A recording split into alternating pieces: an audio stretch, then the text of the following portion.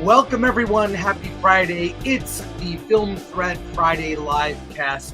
Today on the show, lots of film reviews, including The Crow. Is it crap? We will tell you. Plus, Blink Twice, a new film playing in theaters, starring Channing Tatum. We'll talk about it. Other films, Stream, Alan's take on Dìdi, Strange Darling, and so much more. And Alan Ng is waiting in the wings as usual. I have no idea. He's never here on time. That's the problem with it. That is the problem with Alan. Never on time. Except when he is. So let's get going.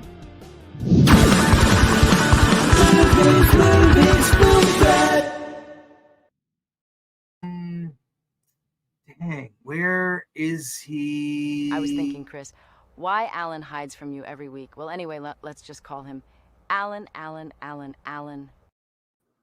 had to get Angelina Jolie to introduce you. No. See, here's the problem. You start the show with Alan is waiting in the wings, and then you say, but he's always late. Yeah, that doesn't make sense. It doesn't make sense. You need to come up with new lines. yeah, I'll come up with it rhymes. That's why I like it. It rhymes. Alan Ng is waiting in the wings. So but we can document who showed up when this morning. Yeah, exactly. At 9 a.m., I'm like getting a call.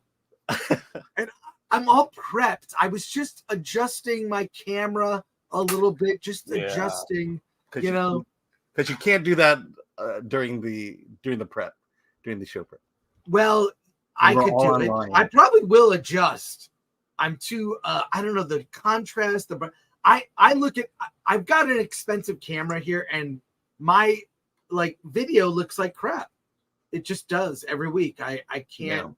I want to get the settings and just it's that way and it never is. I get complaints all the time. And is your mic nearby? Because your mic sounds like it's not near. Is it not nearby? Should I talk closer? No, it's. Should I it's not what it used to be. Boost the gain? Is that better? No, I think you're okay. I'm okay. All right. It just sounds like you're in a large room. I am in a large room, and by large I mean small. Like literally, I am. Directly in front of me is the closet, and then there's a camera, and this is the background. I've seen the setup. It's amazing. Yeah. It's amazing that you can get yourself into that room. Yeah, you can't walk in. Two people can't walk in here, so it's So Atomic Lori says I sound off. Your mic is weird. Right. Is it weird? Should I leave and come? Oh, I know why. I forgot to turn on the soundboard. Yeah, let's go live. We'll do it live. Okay. And the audio. Okay, is this better? Yes, now it's better. Is that better? It's better now, yes. Yeah. Hey, we solved tech problems live. Thank you, Lori. Thank you, Alan, for calling me out, keeping me honest, and sounding good. Let's see who's in the chat today. All right, that Star Wars girl. Okay, how bad was this movie? It is bad. It's so bad. It made me. I went and bought the original Crow from 1994 to watch it, just to cleanse myself. We will get to it. I love Anna, that Star Wars girl. By the way, Anna doesn't know it yet. Anna is going to play a major character in season 2 of The Acolyte, produced by me using action figures. I had a creative meeting last night with our writer's room and our team. It's very possible. Now, I know you're going to hear about a lot of, Acolyte second season leaks. One thing I will confirm, yes, you will meet R2-D2's 2 moms, and R2-D2 will be in the Acolyte season 2. And Anna, that Star Wars girl, is playing a character, one of the characters. One of the moms. Probably one of the moms. One of the lesbian moms of R2-D2 is also a lesbian. I can't wait. This will be the gayest Star Wars ever. Dude, I was on with Glenn, and we are first of all, we're buying all the Acolyte action figures. Production will start, when we get these figures in October. I'm working on script ideas. We've already got a concept for the poster that is, I cannot wait today. We're gonna roll it out like it's real, because it is. I mean, we did the trial, we did the funeral. What better than season 2 of the Acolyte? But Anna, you're in. You don't have to beg me. You don't have to beg me. You are in. Suns and Shadows, hail chat, post or pre or post coffee. Well, only one cup of coffee, so I say pre. Gary Mattingly became a member. Go to the members area. Tons of videos we post for members only, from Q&As that Alan and I attend. We're fortunate to attend in Los Angeles. We film them and bring them to you, along with other stuff too. And why don't you read one, Alan? Yes, MK Solid. Alan was in physical pain watching this new Crow movie. You have no idea. In fact, the original Crow is on Amazon Prime, and so I actually watched the original again. Yeah, I did too, because I was pissed off. Yeah, I was so angry. And then Lord Thought, like, share, subscribe, hit that bell for notifications.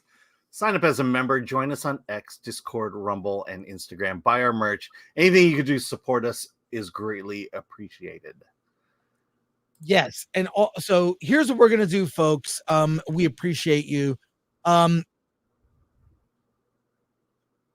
Okay, wait. Did you read you read that one, right? Let's see. No, I didn't. David Smart, member for 6 months. Hey, I'm watching Original Crow now. That new trash. No. And a real quick non-super chat question before we're going to do news at the top, then we'll get to reviews for the rest of the show. We have no interview today, and we have a lot of films to review, so we appreciate your patience. We will get to The Crow shortly. We got 3 news stories real quick. This isn't the news story, but it might as well be. The Megalopolis trailer reaction that you and I did on Wednesday. On Wednesday, yeah. Those quotes about Coppola's movies were fake. Lee Wallace, thoughts on Megalopolis pulling trailer due to false and made up critic statements. Somehow that trailer leaked out. I think it was a rough draft. They weren't, and we got struck like a red strike. So we edited Wednesday's stream. We had to cut out Megalopolis trailer. I am going to re-upload it to X, by the way. Hopefully we won't have a problem. So we are going to re-upload it on X, Twitter. Yeah. But yeah, you can go up on Rumble as well. So yeah, I had to cut out the trailer. There is still a trailer reaction we're going to post, but the trailer isn't in it. That was irresponsible. And ironically, the Megalopolis trailer played before The Crow last night, and guess what? Didn't have the quotes. It was a different trailer. So I think it was some marketing person's brilliant idea that didn't pay off. It was stupid. And then all the momentum of that trailer and the concept behind it went away because anyone who reacted got pulled. It was blocked in all countries. I've never gotten that. That's never happened to us, Alan. What are your thoughts, Alan? I'm confused do you have now. thoughts? Yeah, because it sounds like what you're saying is that it was a. You have thoughts. You are now in 100%. I'm in control. I'm in charge. I'm the Master Chief. I'm the head honcho. I am so fucking Todd Ed. Ah. Anyways, you were saying. I thought we were not going to play the swearing quotes. No. Go on. What were you going to say? Okay, so I'll pull up the item here. Lionsgate is immediately recalling our trailer for Megalopolis. A Lionsgate spokesperson said to Variety, "We offer our sincere apology to the critics involved and to Francis Ford Coppola and American Zoetrope for the inexcusable error in our vetting process. We screwed up. We are sorry." So you are now in 100%. I'm in control. I'm in charge. I'm the Master Chief. I'm the head honcho. Boobs and peepees. Why is it when you're in control, it goes that way? Anyways, you were saying, I'm sorry. I would say, yeah, cue up that next video while I no. I want to. I legitimately, dear Lord, I legitimately want your thoughts. So go on. Yeah, because when we saw it on Wednesday, it was like, you gonna play that video? On Wednesday, I thought it was real, and then apparently, I think you're right. It was a concept. It was a marketing concept. Hey, wouldn't it be great if we did this? And they put it out there, and now at least they're apologizing to us. It was a concept, which I actually think the concept was valid. Yeah, but they couldn't find real quotes. Actually, you're now in 100%. I'm in control. I'm in charge. I'm the Master Chief. I'm the head honcho. My Dixie wrecked. You know, when you are in control, it goes off the rails. No, I won't interrupt you this time. I promise. Okay, all right. I'm serious. No, go on. No, I just said it. I appreciate the fact that they apologized to us. I mean, look, a studio apologizing for something they did. It never happens. What was weird is, in light of all that, I had to sit there and I was couldn't believe we get through a show without getting the yellow. You know, you go from green, yellow to red in terms of ads. So, and then that happened never happened before, banned in all countries. So I had to clip it, and now we're fine. But that was a huge. I mean, all the momentum about that movie is just gone. You are now in 100%. I'm in control. I'm in charge. I'm the Master Chief. I'm the head honcho. I have zero thoughts. My mind is a blank. I know nothing. You know, anyways, so I don't know what's going on, but look, you do you. All right, I promise. No, we're done. We're done. Right, we're done messing around. Let's promise. get to some news here. We've got news. Would you like me? Why don't you share screen? Okay, for the summer high is gone. The summer high is gone. Let's talk about box office here. This was last night. Blink Twice makes 820 grand in previews. The Crow, and by the way, the screening I was at, empty. It was on the IMAX screen, and it was maybe 30% tops. Okay. And I noticed the goth crowd came out in force, which means there were smatterings of goth dressed people. Yeah, let me tell you how bad it was for me. I went to my local theater, which is one of the failing Regal theaters, and there's a parking lot in front of the theater that holds 25 spots. Then if you can't get one of those, you got to go to the parking structure. There were 8 spots open in the front parking lot, and this was for a 6 o'clock showing, so it's not like I came early.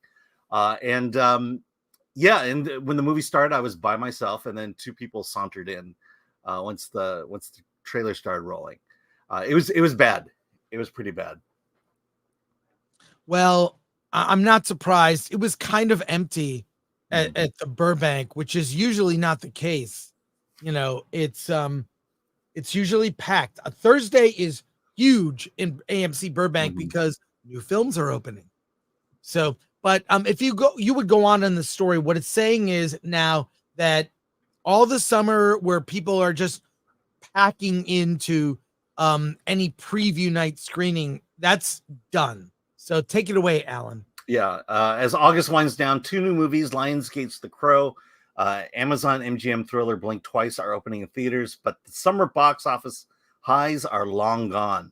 The Crow, featuring Bill Skarsgård and FKA Twigs, made $650,000 in previews, while Blink Twice, directed by Zoe Kravitz and starring Channing Tatum, brought in only $820,000. Wow. Neither movie is expected to crack the top 3 films of the box office this weekend. Deadpool and Wolverine, Alien Romulus, and It Ends With Us, a trio of holdover hits, are projected to outpace the new releases. That doesn't surprise me. I mean, my own daughter is actually seeing Alien Romulus again. She's so excited. So look, that you know how Alan and I feel, but reviews of that movie were mixed. There were a lot of people who did enjoy it, and you know, I think that's good. That's good. But what do you think, Alan? Like, really, the next big release is Beetlejuice, then probably Megalopolis end of September, then Joker early October. Yeah, I mean, this surprise school you? is starting. School is starting, so Yeah. that affects things. Like my kid starts on Tuesday, and legitimately, the only movie we're really excited about coming out soon is Beetlejuice. Right. This is, and quite frankly, The Crow and Blink Twice, 2 movies that, when you watch the trailers, does not excite you at all. In fact, it makes you think that these are going to be really bad movies. But who knows? Maybe they're going to be great movies. Maybe we've seen them, and maybe we're just holding back on a lost treasure that people won't find. Maybe. Well, I don't think I don't think that audiences were super excited about either of these films, so I'm not surprised. And I think we'll get into it when we get into The Crow, but that trailer just was I you know, look, I actually like Bill Skarsgård. Like, good casting, terrible script and movie. We'll go into more when we get to it, but yeah, that's it. Summer. Hey, summer's over. Back to work. Breaking news. It's and this should surprise no one because both of these movies should have been direct to streaming. So you gotta go. I mean, like, really surprising. So yeah. Well, I mean, Blink Twice is going to be on Amazon Prime shortly, I'm pretty sure. Yeah. All right, let's go to comments here. Wow, we've got some lot of super chats here. Alan, if you would. All right. Israel for 5. Hail, Alan. Hail, Chris and Alan. Happy Friday. With season 2 of The Acolyte, will the fight scenes have Kung Po enter the fist vibes? LOL. Not only that, there will be scissoring moves that you cannot possibly imagine. I'm being serious. I'm being serious. I got a whiteboard going for season 2 of The Acolyte. I've got on it diversity, representation, dinosaurs, scissoring. The word gay is on it 9 times, including gay robots. So I expect, based on people, there may be leaks for season 2. How it's going to roll out, breaking news right now. There will be a teaser poster shortly, a teaser trailer before the end of the year, and the entire season of The Acolyte season 2 will debut on Film Threat Plus, which means that if you're a member, you will see it early next year in 2025. Now, to those of you who think this is a joke, this is not a joke. We joked about doing a trial, putting Lucasfilm and Disney on trial for the murder of Star Wars. We did it. We joked about doing a funeral for the Star Wars franchise, and we did it. And Alan and I were joking, admittedly, in the beginning about season 2 of The Acolyte, and we're doing it. It's happening. So we'll be teasing it along the way. We're even going to do some fun behind the scenes that will be very serious. Okay. And I'll just say this. Leslie Headland will be thanked all over this. While George Lucas is the guiding light for many people for Star Wars projects, Leslie Headland will be our guiding light. For this will be a Leslie Headland story. And I'll just say, whatever the fans, and I mean the super fans of Acolyte, what they say they want, you will get it. And we're going to go hard on what they want. So there you go. JWT6577, member for 11 months. Thank you for your support. Power is going to Alan's head. Well, yes. Oh, okay. Dr. Gonzo for 5. Got my Beetle Guy Film Threat shirt. It is great. Buy Film Threat themed t-shirts. Look at Flad Gore. Enough said. Peace. Yeah, just a reminder, go to shop.filmthreat.com. You can get the shirt that I'm wearing now. You can get, mine is Flash Gordon inspired. But yeah, go to the site, get our this is Ripley approved, might be inspired by Alien, but there you go. All right, let's keep reading these supers. Keep that up. All right. Mark Offenbacher. Chris is Lucy with the football. Alan is poor Charlie Brown. Madness, I say. I love Alan. He has a good sense of humor about himself. Scott Christy Jones, member for 5 months. Thank you. Love the Gen X member vid lads. Thank you. Cameron Scott for 5. Wait, is Alan in control? Hey. Gatekeeper for $19.99. Thank you. Of you two, love you too. Especially love Twin Flames. LOL. I haven't been able to catch up you guys in a while. Had to show you two some love before I start my workday. Shout out Gary, Snarky J. Hail in blessings to the Princess of the 199. Well, thank you, Gatekeeper. Very generous, and we appreciate you watching. And from Israel R for 5. The remake Crow should have been its own movie and not associated with the Crow movie. Another recycled failure. R.I.P. Brandon Lee. We'll discuss it. Thomas Pickett for 10. It may make sense to make Acolyte 2 similar to in style to our RoboCop remake. If you haven't seen our ORR, our RoboCop remake, see it. Scenes done by different creators. I know what you're talking about, Thomas Pickett. They did Star Wars like that. Mm-hmm. They took you would get a 10 or 20 second clip. You would choose it and you would remake it using actors or cutout animation, cell animation, stop motion. You would use different techniques to bring a scene to light to the audio, but we will be it'll be original. It'll be an original story that will continue how season 1 left off. And we are having 8 to 10 episodes. I'm being dead serious about this.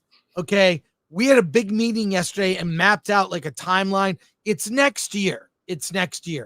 But you will get a tease in December. We will roll out a trailer. And the only reason for that is because the action figures don't come out until October. So yeah, if they come out at all, which would be the most horrible thing. I'm concerned they may get canceled. So there you go. I hope you bought at least 10 then. Yes. C969 499 saw the new Crow last night in our Dolby Theater and had 10 people on an early show night. By the way, if you need someone to voice Jedibetus, I volunteer. Okay, we will be rolling out they'll have bro. Yeah. I'm going to try and get Ryan Kinnell to play Master Torben. By the way, Ghost Master Torben. By the way, C. Stein, if you're going to play Jedibetus, we need a doctor's note that you actually have diabetes. Yes, because we're going to cast people that look like who they're playing. Yeah. In fact, Dante is going to play Master Soul. No, you are playing Master Soul. You're going to be Ghost. I'm not joking. You are playing Ghost Master Soul. I already talked to Glenn about it. You're going to get a Jedi robe. You'll be Ghost haunting Osha. I thought I'm getting a robe. We're using action figures. No, only for the ghost. If you're a ghost, you're a person. No, but there's a Master Soul. Osha, I still have a connection to you. I love. I mean, all I can say is based on your acting, cast. Okay, right. Scott Christy Jones for 2. Now that I've seen it, take a note. Cold Storage. Yeah. Not that I've seen it. Sorry. John Pinkney became a YouTube member. Welcome aboard. Well, thank you for that. All right. Pivoting here. We are going to go to our next news story. Super producer Will Packer. I could do without this Hollywood. What does he mean? Alan, if you would put up this story. Yes. I found this really intriguing. There we go. All right. Will, okay. Let's see. Will Packer start with the headline at the top. Okay. Headline. Okay. Super producer Will Packer on his billion-dollar career. It's the audience that drives it. Will Packer does not make films for Hollywood, though his career has spanned 30 years, and his movies have collectively grossed over $1 billion at the box office. The prolific producer learned this powerful lesson early on. When I made that very first movie, Chocolate City, I invited all of Hollywood to come to our world premiere. This is how audacious we were. I did a black tie premiere in Tallahassee, Florida, on the campus of Florida A&M University in the Lee Hall Student Auditorium. We invited all the Hollywood executives and none of them showed up, but all the students showed up and it was packed. It was standing room only. It taught me something about the audience for which I'm making these films. I wasn't making them for these executives in ivory towers who would never come. I was making them for students who had not seen themselves on screen.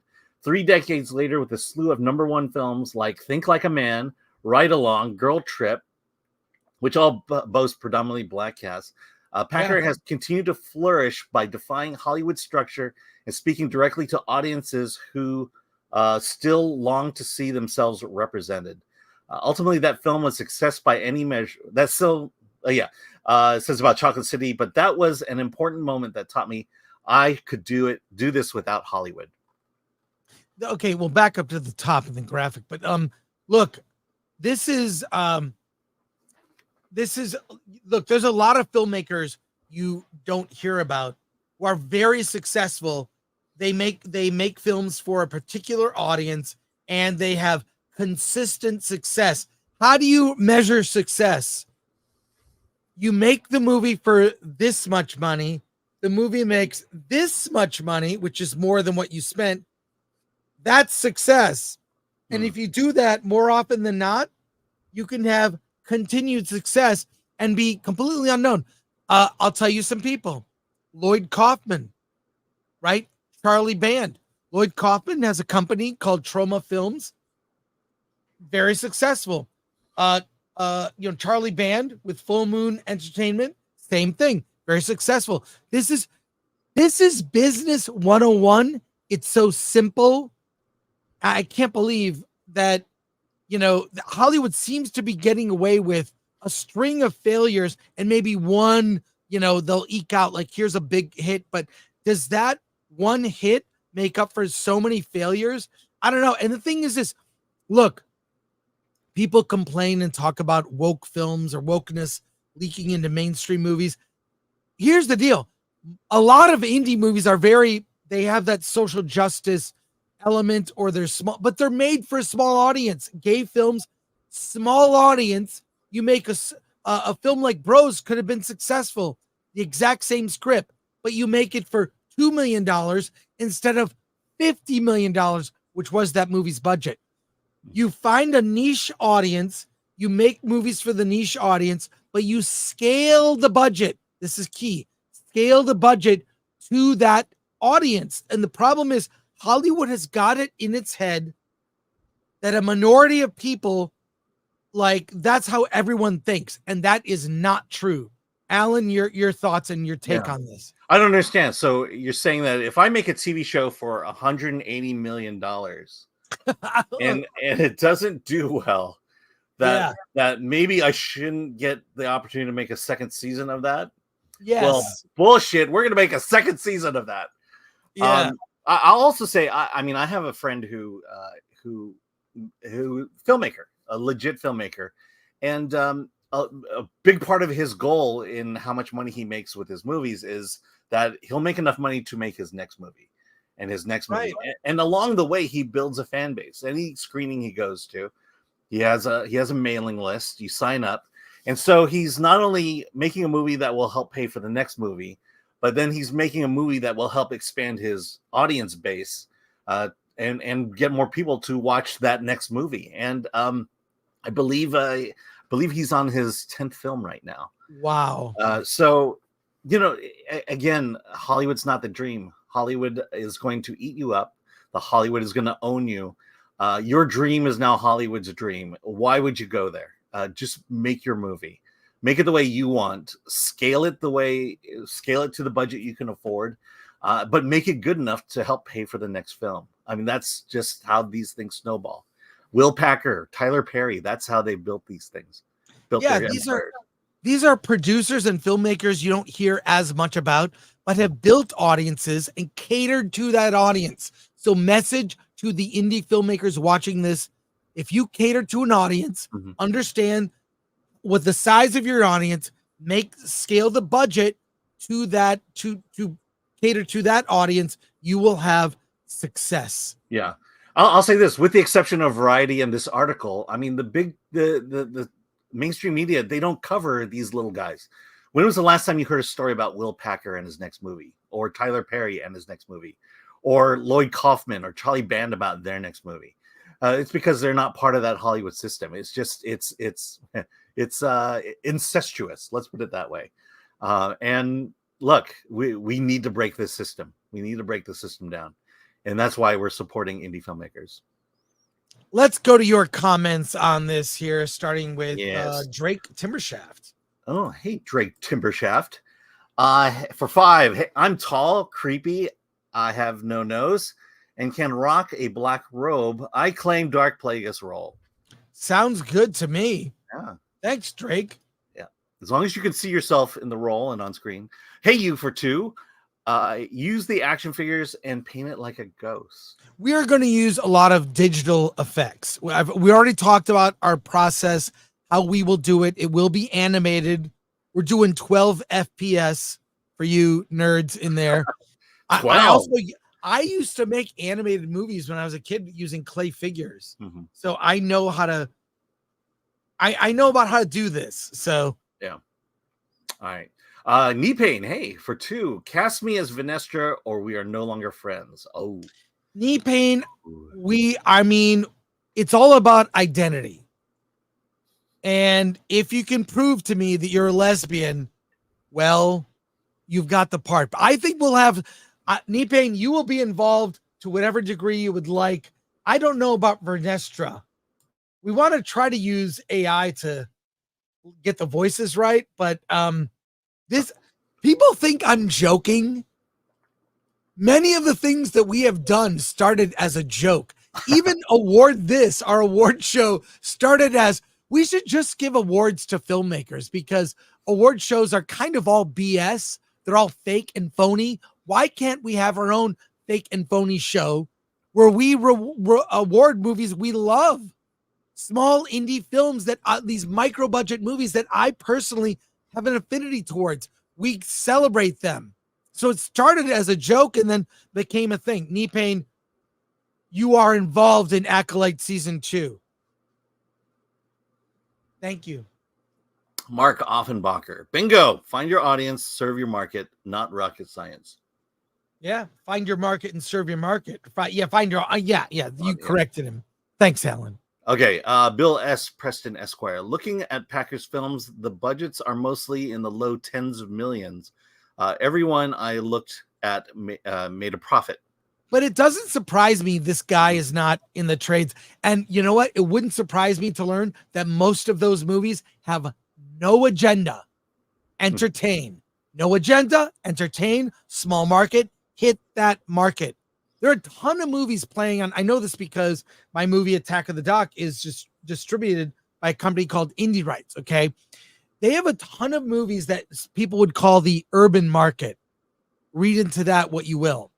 So they're hugely successful. These are small movies like urban market films that perform incredibly well on Amazon. Like bigger than my film, right? But they know the market they're serving and they deliver. Mm-hmm. Yeah, I mean, we've reviewed films from Atlanta, from indie filmmakers from Atlanta, Chicago, even Tennessee and Kentucky. You know your audience. That's what Will Packer did. He knows his audience, and he makes films for them. Not spelt Dylan for $4.99. We need to make 5 immaculately written indies with a $120 million budget of one crappy movie. What? Right? With the 120 million, you can make 5 movies, and one's a hit. And that's what Hollywood used to do. Thanks, not spelt Dylan. Yep. And this one is Big Mar for $1.99. Make Gary from Neurotic fight Kathleen Kennedy. Well, look, as much as that would be funny, we want to respect the lore. We will respect the lore and what Leslie Headland, the roadmap she gave us to what will be an epic story. Now, might there be some BTS or behind the scenes thing we can show with Gary? And, we're going to have some YouTuber.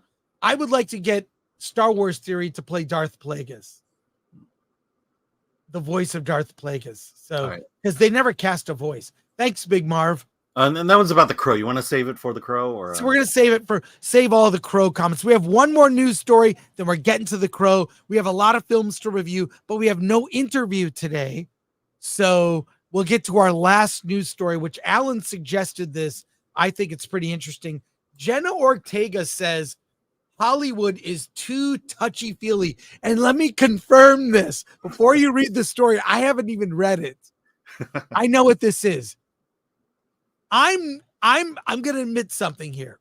I'm not a hugger. I am not a hugger. I've even had female friends of mine complain, "Hey, you're not a hugger." Yeah, I'm really not that much of a hugger. And even when I hug, it's a pat on the back hug, because I don't go all in for that big touchy-feely hug. And then even when I have male friends who want to hug, you know what I do? I do the bro hug, which is the kind of shoulder to shoulder. I've never done the forehead to forehead thing. You know how we did that one time, Alan? Yeah. To our embarrassment. So Hollywood is just like, you see people on set too. I find it kind of phony. People who barely know each other, hey, and the hug. I just, I really treasure my close friends, but it takes a while for me to be friends. And then I'm not really much of a, here's who I hug. I hug my family, and I hug the woman I am intimately involved with. I will hug that person. I will hug her. That person I would love to hug.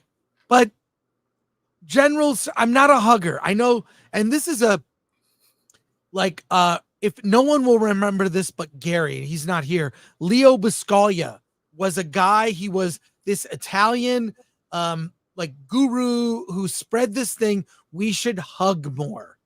And that was his whole message. It'll make us feel better. I get it, but my family, we all hug. My family, we hug. Whatever girlfriend I have, I will hug her.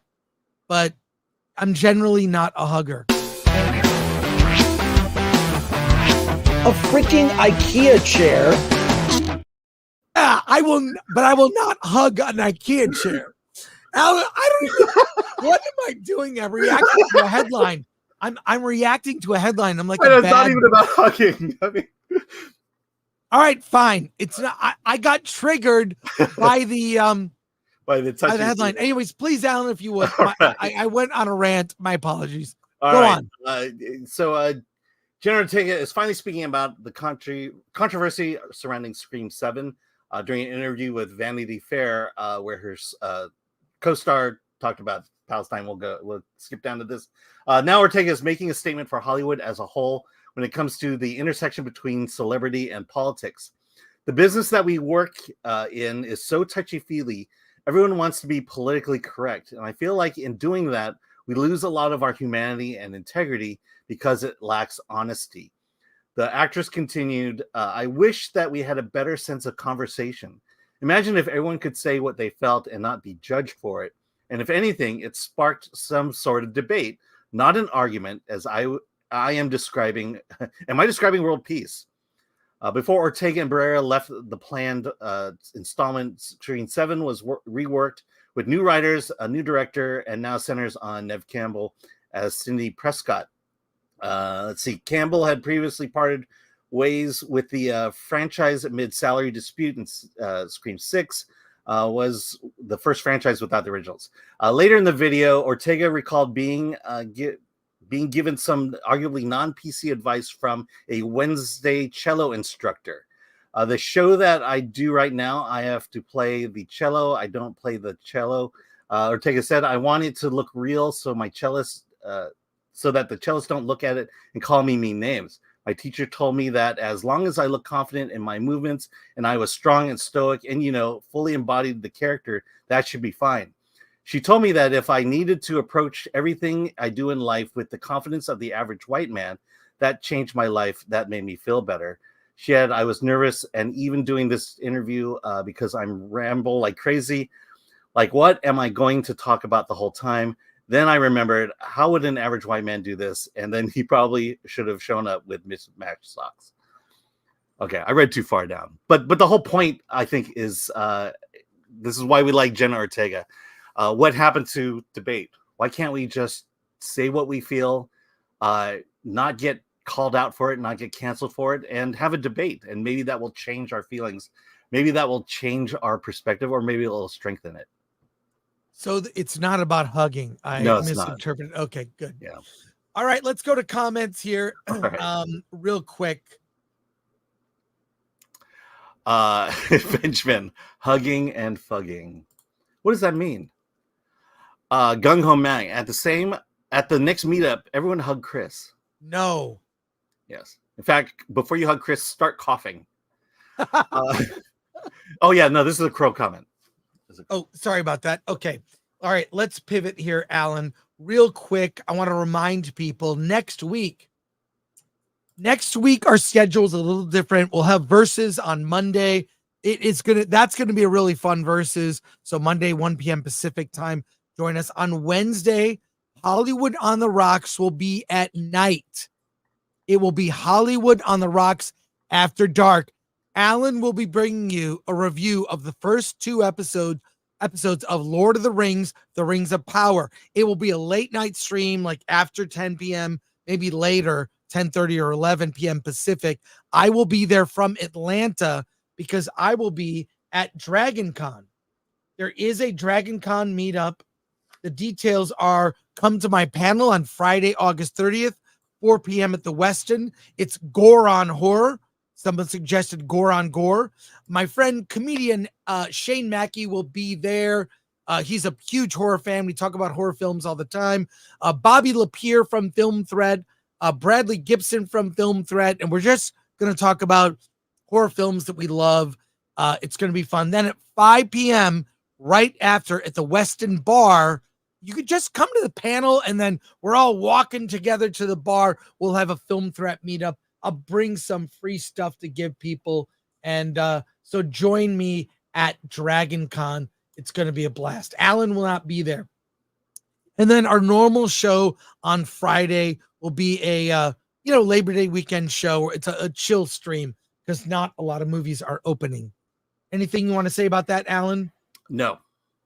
Should we make Alan heads where we can talk about you like a little oh, we miss Alan. Or you could just talk about me. You don't need my my head there. I'm gonna not hug you. Yeah. So there you go. All right, let's talk about The Crow, folks. I'm sorry we dragged this on for so long. Okay. Let's fucking go. It's about time. Yes.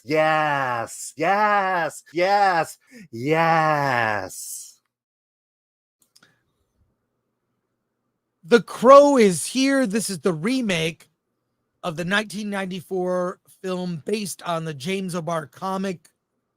The film starred Brandon Lee, and it became a cult classic. I think, much of the reason for that had to do with Brandon Lee's tragic death. I mean, when you're watching the film, you're basically seeing a ghost because you're like when you saw, the Dark Knight with Heath Ledger. I think that it impacts how you see the movie emotionally. That you're seeing the ghost, truly a Brandon Lee in this performance in a movie that had a lot of other great character actors in the original Crow. And I rewatched it after I saw this because I needed a palate cleanser. We will talk about the classic Crow later in contrast to this. I think what made the original Crow so popular is the story. A couple madly in love on the eve of their wedding on Halloween Eve, where she is brutally murdered. They are brutally murdered. This is the original. And then he returns, basically Eric Draven from beyond, to take revenge on those who killed the love of his life. And I think it's a real simple story that should have been easy to translate. But this remake misses the mark on every level. Bill Skarsgård, I think, is a very good actor. This is a terrible script that you texted me. It takes an hour to get to where the beginning of the original Crow movie began. Hey, let me point this out. In the movie Crow, in this movie, The Crow, what is the first animal you see in the movie? Well, I don't even. A horse. You're right. There's a horse. The very first, the opening moments of this movie, you see a horse in The Crow. My problem, look, I think it's almost unfair to compare this to make comparisons with this and the original, because this movie should stand on its own. But having said that, I can't help but make comparisons between this movie and the original, because at minimum, what you should have done was you take the best parts of the original and get that in your movie. That's the key to success. What people liked about the first movie, you put it in your remake, and you hope people will like that. But it's almost as if they've gone out of their way to take everything that worked in that first movie, and not bring it here. You mentioned it earlier. Yeah, it takes about 30 minutes to an hour for this story to get to where the original Crow starts. And it's because for some reason, we needed to see 45 minutes of this love story between Eric and Shelley. For some reason, when that first 45 minutes doesn't appear in the original, we still somehow figured it out. We still somehow understood this relationship, how important it was, and why it pushed Eric Draven to the madness that he was, to the point where when he dies, you get into the classic. I'm gonna have to read it, but people once believed that when they die, a crow carries their soul. But sometimes these deaths are so horrific that they stay behind and have to kind of avenge things. That's the heart of the story. That's the beginning of the story, and they couldn't capture it all in that. The death of Shelley in the first movie is horrific. Yeah, it's brutal. It's brutal, and I understand why in modern times you can't tell that story. They changed the circumstances of her death. Yeah, her death was so brutal that when she died and when Eric died, the crow didn't carry them off to the netherworld or wherever. In this one, she's killed by a mafia hit. And it's over something dumb. It's over a word. By the way, I don't care about this movie, and I will cut to the chase. This movie is a 0 out of 10, except one scene, and I'll get to that later, which brings it up to maybe a 4 out of 10. But it was going to 0 because it's so spoilers here. She's murdered, this mafia hit because of a texting, because of tech. She received a text of a video, but there's more complicated than that. But it's literally over a video text that she sent that we don't that she want received. That she received. Yeah, we don't want people to see it. So she received a text message and then deserves to die now. Then you see what later is in the video, but all of it is so dumb. It's so dumb and unemotional. You're not in her mom's involved. It's so stupid. Here, let me read the line. Dumb. Let me read the line verbatim. I hated this movie. I hated this movie except for one scene, and I'll tell you what that is. Let me read the line. It says, something so bad happens that is terrible sadness is carried with it, and the soul can't rest. Right. The something happens so bad. It's a mafia hit over a video. Those are the stakes. A mafia hit over a video. Yeah. It's stakes. The stakes were not high enough to justify the premise of the movie. In the original, the stakes were high enough that it justified this line that the soul couldn't rest, and you just don't get the sense of that in this one. The other thing, the setting of the original is set in a city on the verge of destruction. There's a gang going around burning the city down. There's so much corruption in politics on the streets. It's a dark world. In this one, it's an everyday world, and quite frankly, 80% of this movie is shot in daylight. Yeah, the original is mostly at night, and the city is like a character. It's like Gotham City. There's such a cool vibe to it. It really feels like at least captured the tone of the comic. The spirit of the comic was captured in the original Crow. By the way, I was so angry after seeing this. I got home. I looked up on Just Watch. The Crow, the original, is on Amazon Prime. It's part of Prime. Yeah. It's free. But I bought it because I wanted to watch it without commercials. It's on sale for $5. I bought The Crow in 4K on Vudu, which is my favorite to buy movies. But and I had to watch it because I was so pissed off. And it's so light years ahead. Now, there's parts of it that are kind of dated, that feel dated. It's very 90s. It's not a perfect movie by any means. Yeah. I mean, look, I saw the original Crow a couple months ago, beginning of summer through Fathom Events. It's I wouldn't call it a masterpiece. I wouldn't call it a perfect movie. It has flaws. It has major flaws. Brandon Lee, his performance is a bit over the top. It's a little, but knowing that he's not alive. He's not alive. But the thing is there's a charm to the original Crow. Yes. A lot of it has to do with Brandon Lee and his performance, as weird as it was. Also, it's an homage to 80s and 90s violent horror films. I mean, the other thing is the set. You talk about the city. It's all practical. It's a model set. Versus here, where again it's set in modern times. You know, there's something about the Crow, the nature of the Crow, that you need to set it in a fantastical location, whether it's Gotham or whether it's something like that. But no, again, 80% of it is shot in daylight, which speaks to tone. It's not a dark movie if it's not shot in the dark.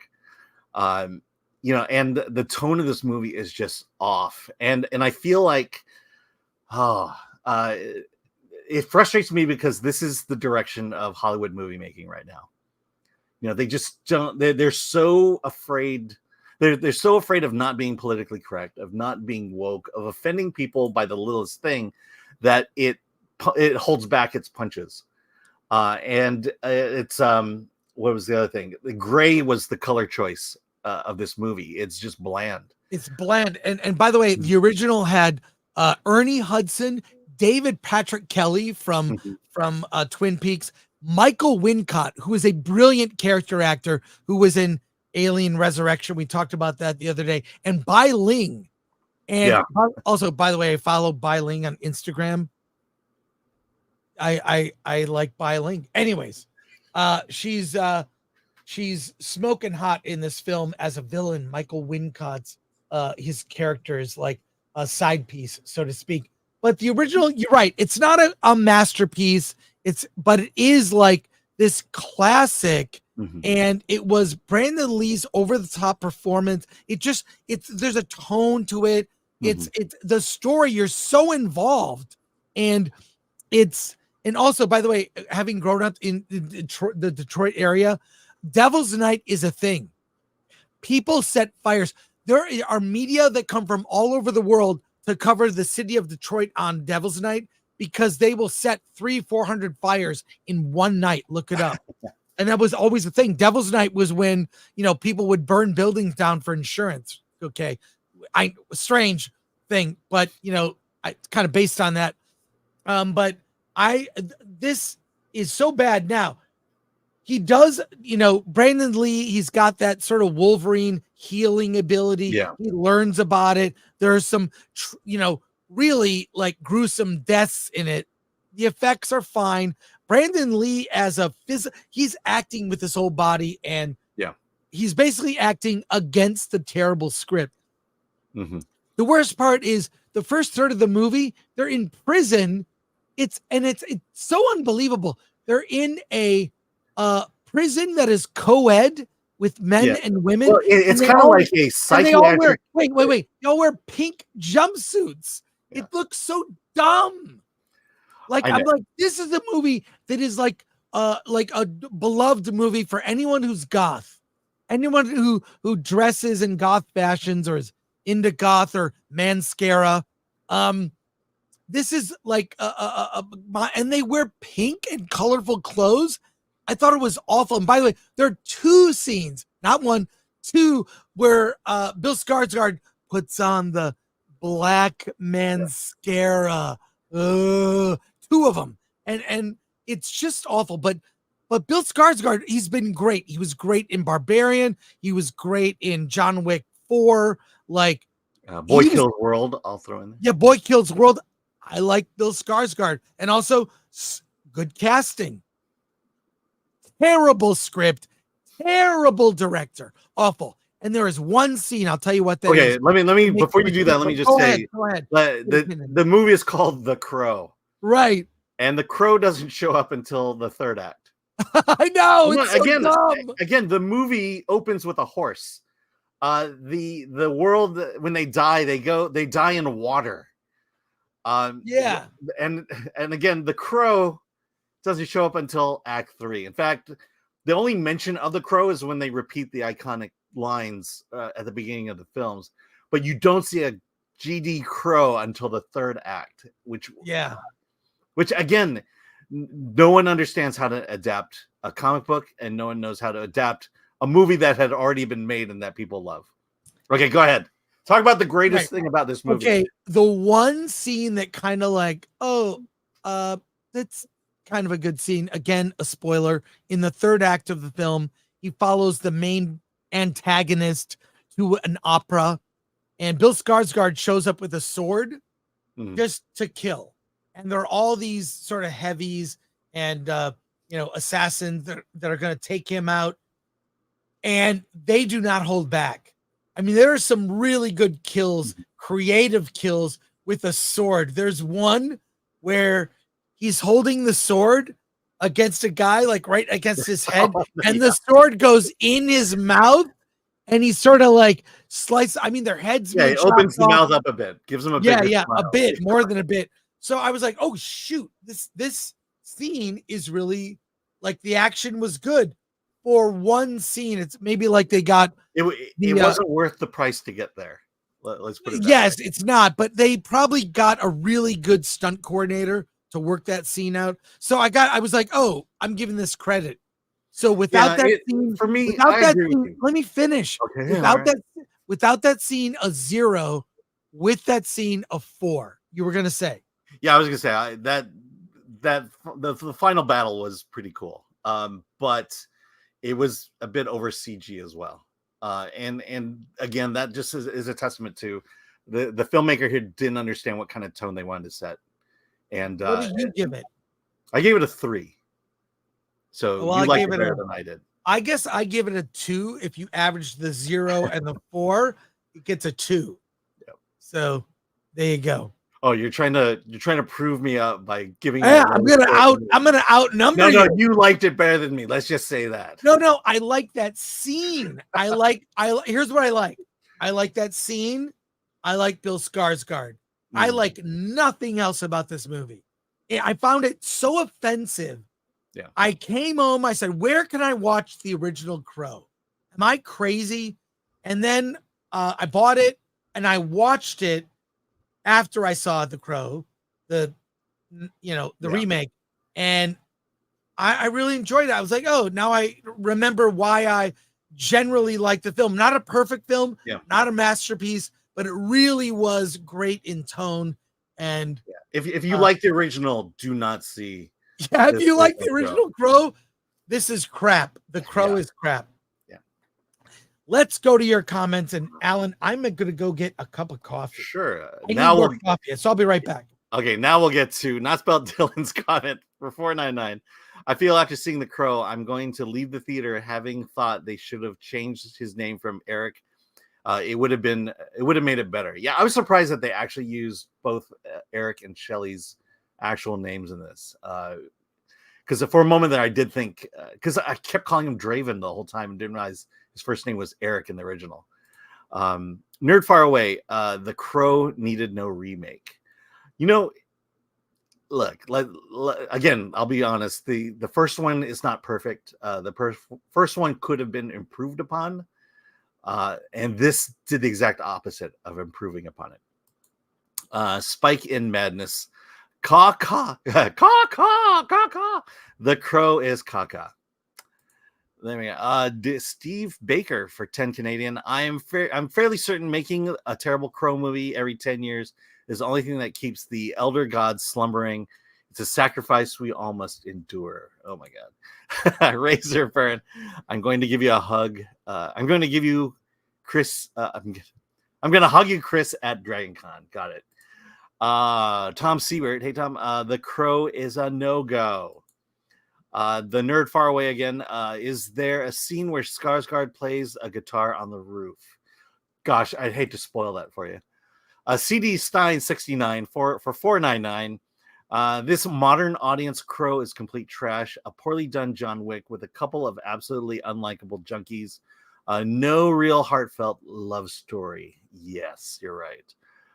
Bishop's opening for €5. Love the original so much. I always say, just sometimes, every time I say something, what? By the way, I have 0 skill. Can I be your die hire for season 2 of The Acolyte? I am sorry. I totally read that wrong. Okay. I'm going to move on as my brain is about to explode. Bill S. Preston, Esquire. I wonder if the 94 Crow was also a film made at just the right moment.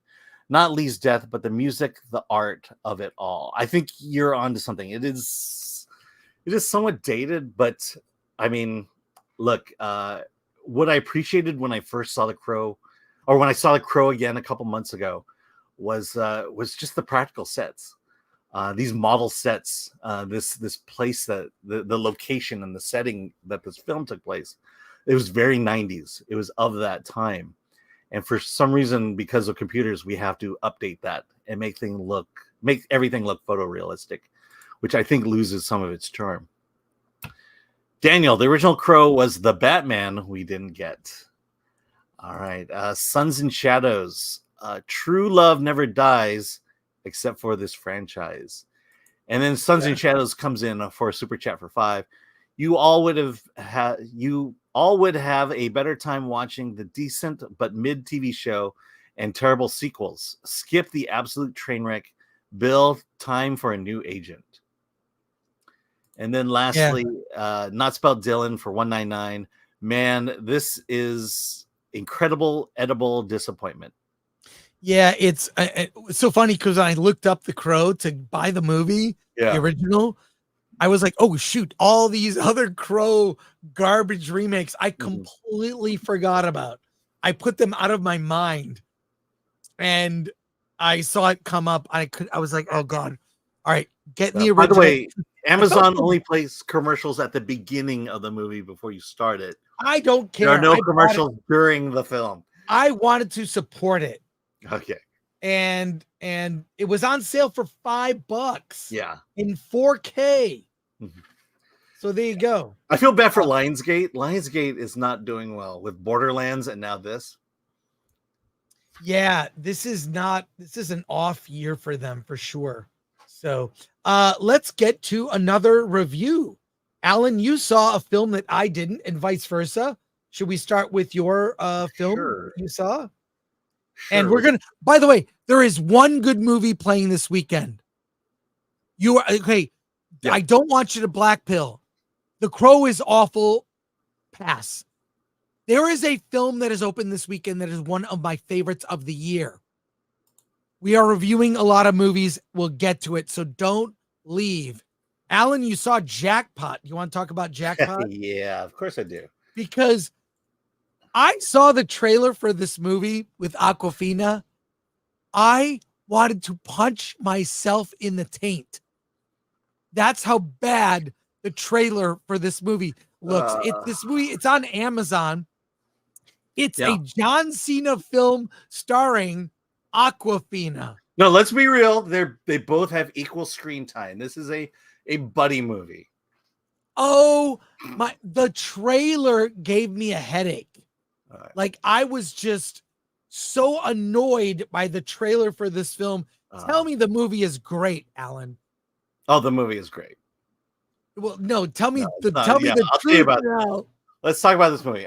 This is coming off of Quiz Ladies, which is actually a good movie on Hulu. But this is Awkwafina plays Katie, just like in Shang-Chi. She plays Katie, who is a former child actor who has moved to LA after the death of her mother, because that's what the dream her mother wanted for her. While in LA, this is in the future, 2030. The economy is so bad that California has started its own lottery system. And at this point, the lottery has grown to about $2.3 billion. Now, here's the thing about this lottery. If you win the lottery, you have until the evening. I believe you have 5 hours to collect your money. And during those 5 hours, if someone kills you, they get to keep your prize. But the caveat is you can't use a gun. So you're gonna have to kill him in a different way that is that doesn't involve a gun or it doesn't involve a gun. And so and whoever does it gets the money. So it's not like you can get a gang of people and do it. And so what happens is if you win the lottery, it becomes a free-for-all killing spree. Well, Katie is new to Hollywood. She's trying to jumpstart her career. She she rents an Airbnb from this insane woman. And the Airbnb ruins all her clothes. She has an important audition to go to, has to use clothes from this woman. In the pocket of the clothes is a lottery ticket, and Awkwafina, Katie, accidentally activates the lottery ticket, and lo and behold, she wins, but she doesn't understand the process of the lottery. So when she wins, her location is sent out to everybody, and now everyone's trying to kill her. But in comes Noel, played by John Cena. He's a good-hearted man who decides that for 10% of the prize money, he is going to protect her. And so John Cena is now protecting Awkwafina from the mayhem and from certain death so that she can win the money. Look, 10% of the money is not even close to the compensation you should receive for spending 90 minutes with her character in Jackpot. I defy you. Watch the trailer for this film. Yeah. I made the very wise choice to skip this movie, which is why I mean, a lot of people, bug me about I give you crap a lot, Alan. And yes, I do. But I appreciate that you will watch a movie that I can't fathom going to see. So thank you, Alan. Thank you so much. Thank you. Thank you for seeing this movie, because you confirmed what I saw from the trailer. This is garbage. Yeah. And I believe this is Paul Feig. He either produced it or he actually directed it, which surprised me. Okay, so here's what's wrong with the movie. It's not funny. This is a comedy, and it's not funny. Surprise. Okay, this is the problem with modern comedy today. It's not about creating clever lines, setting up a joke, and then giving us a punchline. It's about commenting, making weird comments. So something happens, to comment about it in some funny way. This is what improv is today. People standing on stage saying weird lines, hoping to induce a laugh. And that's what this movie is. There's a line. I mean, I could go through a lot of lines here, but one line is the girlfriend of the person who's renting the Airbnb to Katie. Her line about her boyfriend is, his name is DJ. And that's funny because he's a DJ. EJ, the DJ? Yeah. There's an old woman who meets her on a bus, and she says she's going to go off to an audition. And the old lady says, I hope your legs fall off. Isn't that what you people say? I want to punch myself in the taint and now. Here's the best part. So this is the movie. It's just one bad line after the other. And at the end of the movie, there's a blooper reel where they give us alternate versions of these lines. That's because Paul Feig comes from that school of like, we'll just keep shooting and say funny things, and then we'll pick one of them. I mean, he did Ghostbusters 2016. But he said, look, he's also done some really good stuff. So he's mixed on that. I don't know. Let me just say, you have the comedy and now you have the action because they're trying to kill her. And the joke is belabored. I mean, how many killer grannies how many times do you have to bring up a killer granny before it becomes funny? How about soccer moms who are killers? And the other thing is the action in this movie is just slapstick action. So, people are on wires, people are CG through a wall. And then Awkwafina, when they bring in her stunt double, she becomes a girl boss and does all these maneuvers that you see in kung fu movies that this person clearly wouldn't know going in. But she, for brief moments, she'll execute some amazing hand-to-hand combat. So it's supposed to be a comedy. It's not, and it's supposed to be an action movie, and it's just dumb action. Stay away from this movie. Do you recommend it? What's your number score? I'll give it a 2. Ooh, 2 out of 10. So 20%. 20%. Oh, there you go. But he wanted 10%. So let's go to your comments. Yeah. All right, Bill S. Preston Esquire. Stop trying to make Awkwafina happen. One Punch Man Tolkien fan. So it's not a jackpot. Spike in Madness, for crying out loud, The Purge as a game show. That's what it is from the trailer. Watch the trailer. It's a bad trailer. And here's the weird thing. Most movie trailers for movies look good. The point is to show the best of the film. And when you can tell a movie is bad from the trailer, I can guarantee you they showed you the best of the film. Right. All right, Juan Biscuit. Cena isn't a decent actor. He has done good playing a bad guy, and not too shabby at comedy. Batista is better though, but Dwayne not good. We're comparing wrestlers here. John Cena. I mean, he can't pick good roles. I'll say that about him. We've not seen his ability to act because he hasn't picked a role yet that could show off his potential ability to act. Yeah. All right. And I'm looking forward to his retirement year at the WWE. So it's going to happen. It's going to happen. All right. Let's pivot to another review. You didn't see Blink twice. No. So let me grab let's get that, Alan, if you would. Chris Gore, how dare you criticize the new woke Hollywood? We activists don't buy tickets because we are broke and miserable and we want everyone to be as negative as we are. Oh, and this goes for you as well, Mr. Ing. Catching strays here. Let me tell you about Blink Twice. Blink Twice is about tech billionaire Slater King, and he meets a cocktail waitress at this party. Her name is Frida. Her and her struggling girlfriend Jess are just they're waitresses at this big event with all these rich billionaires. And on a whim, Slater King, played by Channing Tatum, is so taken with Frida, so taken with her beauty, that he decides, hey, why don't you come along on this journey? They go off to an exotic island where they have breakfast mimosas, exotic dinners. They're drinking all day, shots by the pool.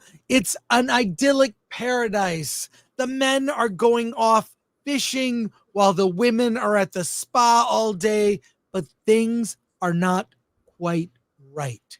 Something is weird about this island. There's the tone is that there's some evil in the background. Frida doesn't know what it is. Jess and her friend Jess doesn't know what it is. Things feel off, but they're just partying and having fun all day. Their phones are collected by the woman who seems to be running things in the house, played by Gina Davis. She says, hey, you got to take your phones. You won't miss them. And then they just have fun. They take Polaroids of each other because there are no phones. They take Polaroids. And I will say this movie, directed by Zoe Kravitz, looks beautiful. I mean, the opening scene is this weird where everything is white, but they have these tables and everyone's dressed in tuxes. Like, it looks like the most beautiful photography from Instagram, but it's a movie. But and then when you learn what's really going on at this island, what kind of island could this be? What things are happening to the women, and things really get weird when Frida's friend Jess just disappears and no one remembers Jess. It's like bad things are happening and their memories are being wiped. The film opens with a warning. We've seen trigger warnings on entertainment, right? Like in the past. This is from a website, pedestrian.tv. Here's the trigger warning from this film. I'll read it to you. This is how I knew something was weird. In the first 10 seconds, we get this trigger warning. Here it is. And this is from Amazon Studios, put this on the beginning of the film. Trigger warning. We are proud to finally share Blink Twice with audiences in theaters this weekend. Blink Twice is a psychological thriller about the abuse of power. While this is a fictionalized story, it contains mature themes and depictions of violence, including sexual violence. This may be upsetting or triggering for some viewers. For resources that offer support, visit blinktwiceresources.com. That opened the film. Okay, that was the opening. And it does not disappoint in that. Yes, it is a thriller. There is sexual violence, but I think no better or worse than anything we've seen in other what you would call erotic thrillers. I mean, it's kind of shocking, some of the violence. And the violence isn't just against women, by the way. There are scenes where men are receiving the recipients of said violence. But from that opening, I thought, okay, whatever, trigger warnings. We're doing land acknowledgments and trigger warnings now for movies. Fine. And the movie really had me. The first half of this film, up to the disappearance of Frida's friend Jess, is pretty good thriller. Like, the tone was great. It goes off the rails in the second half with a super luxury Me Too like message that you're like, oh my God, did the HR department write the second half of the film? And the final scene of the movie is so god awful. I got up and walked out. I hated this film. It's a huge lecture on, I don't need to be lectured that sexual violence is bad because I know. And we have seen things in this movie, in other films from the past. Yeah, we kind of know that stuff is bad. It's in a movie. It's not being celebrated at all. But the way this movie, and one of the unbelievable things about this film is that Frida is played by Naomi Aki, who has this sort of gap tooth. She's cute. She is nowhere. She's not like Channing Tatum as Slater King is like, I'm with a top bottle super goddess.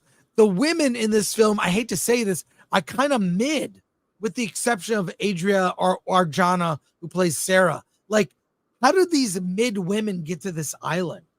You know? The twist at the end is so dumb. It's like, that's why I say the HR department of Amazon wrote the ending of this movie and demanded it. It's terrible. It's super luxury. You can probably tell that from the trailer, but my God, that I should have known. A trigger warning should be, hey, get ready to hate this movie. I despised it. I walked out. Everyone I saw it with was like, ugh, what did we just see? It's a streaming film that is released to theaters. And I could not hate this movie enough. It's a 2 out of 10 at best. But I will say, Zoe Kravitz, she made the movie look good. It's the message nature of it that killed it for me. So I cannot recommend Blink Twice. I remember last week we were talking about what we're covering this week, and I specifically mentioned I do not want to see Blink Twice. I absolutely don't want to see Blink Twice. And you're confirming every reason why I didn't want to see Blink Twice. Because the thriller / horror nature of it, okay. But it's this, you just know there's a lecture coming. Yeah. And why would I subject myself to a lecture? Why would I pay money for a lecture? Basically what you find out is they're being drugged with a drug that makes you forget. And that's it. So, and then the women twisted around on the men at the end. So it ends literally with a Yaz queen. I'm not joking. Yeah. It literally ends with, may as well have ended with a yes, queen. Yeah. Yes.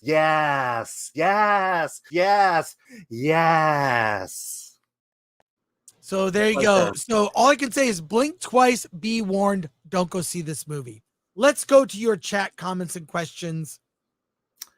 Bill S. Preston Esquire, Jedi mind wipe. Oh, that's a powerful weapon for Jedi. Chet's mom 4, sex, organ harvesting, clones. What could it be? That would have been a better movie, but there is sex. Chet's mom. Just saying. Is it hot? Shout out to Chet's mom. Is this movie hot phobic? Maybe I should ask that question. Yes, it actually is hot phobic. They make the women look ugly. They seriously do. They're not allowed to be sexy. Fresh Snow. Any movie that has a trigger warning gets an immediate nope from me. And Joseph, feminism lecture. Oh, if you love feminist lectures, go see this movie. Except I don't. So there you go. Oh, yeah. All right, let's switch to another film that Alan, let's talk about Dìdi, Alan. Okay. I saw Dìdi. Let's talk about Dìdi. Alan, I saw Dìdi a few weeks ago. I loved it. It's a great coming of age movie. It's a movie about a young kid, but it's not for kids. It's really charming, really of its time, set in the early 2000s. I think 2000. Wait, 2000, 7 around 2007, 2008. there. It's about a young boy trying to make his way. What did you think of Dìdi? Yeah, I found it very fascinating. I was just thinking while watching this movie, I was thinking a lot, and a lot of stuff was going through my mind. I'll say this reminds me of a John Hughes movie that's less satirical, a little bit more dramatic, but the satire is there.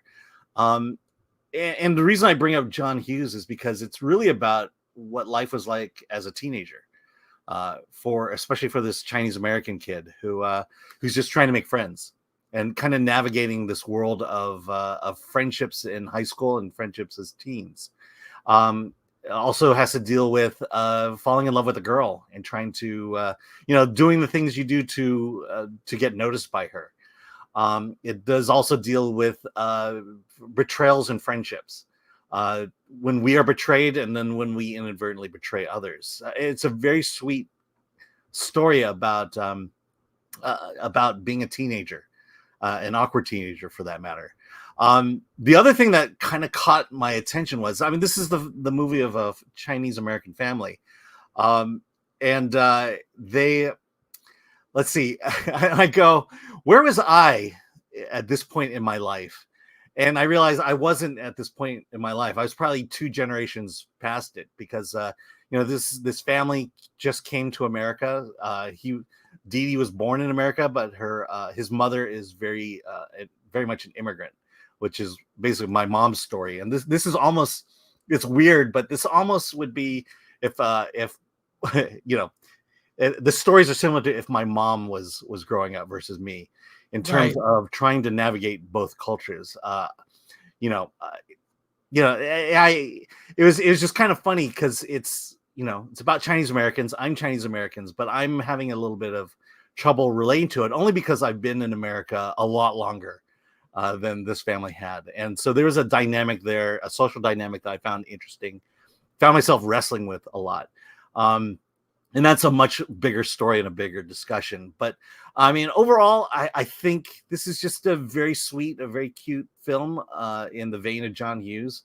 And, if you have teens, that are very open to stories like this, I would definitely, tell you to go see it. Take your teens to see it. It will resonate with them. Definitely. Well, look, I thought it was fantastic. Joan Chen is amazing as his mom. Yeah. Like really fantastic. I mean, there's that Chinese... By the way, the grandmother in the movie is played by the grandmother of the director. Mm-hmm. So she's a non-actor, and the grandma is awesome. She's really good in it. And that's the thing that I resonated with most was the idea. So it's basically Joan Chen is the mother of Dìdi and his sister, and they are kind of brattish throughout the whole film. Yeah. And the grandmother, rather than blame the kid's behavior, she blames the mother for being a bad mother. And that's what, I mean, this is kind of the focal point of the movie, this idea of, this poor mother who is getting hit from all sides. And weirdly, as much as this is Dìdi's story, it's really the story of the mother who's just trying to raise the family as best as she can. But it's the best of a movie about a certain stage of life, awkward, teens. He's like 14, 15 years old, going to high school. He likes a girl. They're chatting on Facebook, but they have dirty minds. They talk about sex a lot, but of course, sex isn't happening because they're too young. And it's real. That's what makes this movie so great. It's real. Yeah. It's not like I talk about this a lot.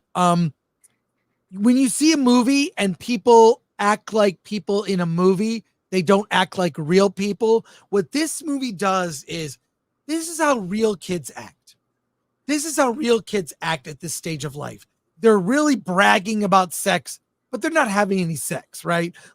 It's also heartwarming and charming. They get themselves in awkward situations.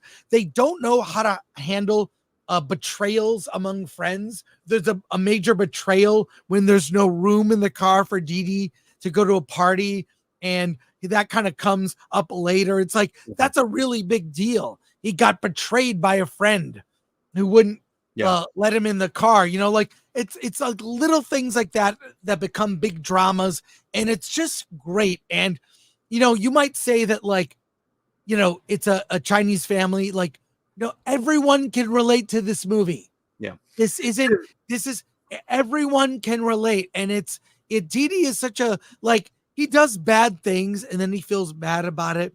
He's mischievous with his sister. Like, there's a thing.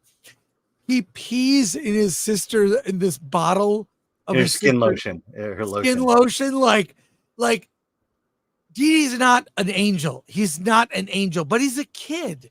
And I really love this film. Yeah. So. Also, you know, I'll say this just in pride for my people.